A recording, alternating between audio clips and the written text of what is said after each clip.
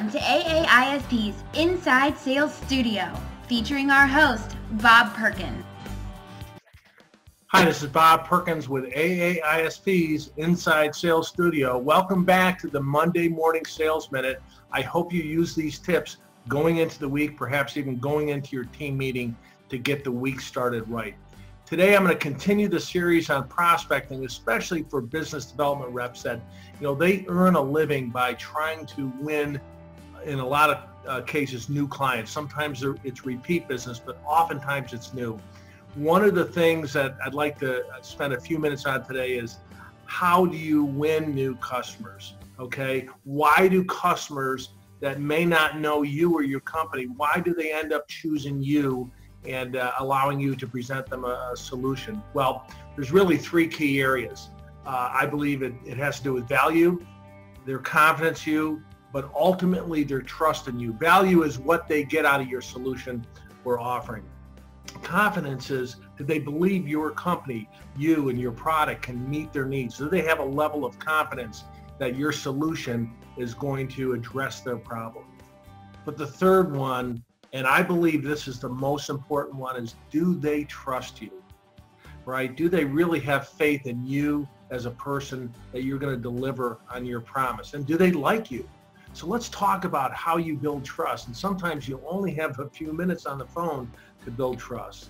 Hopefully, you're going to have a few calls and you're going to have more chance to build trust.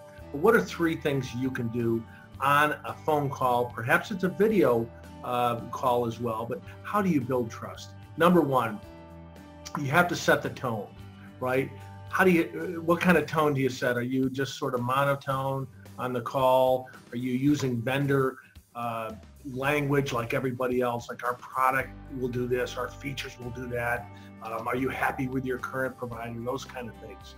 You want a tone that's friendly, that's upbeat, that's energetic, but a tone that's also has to do with genuineness.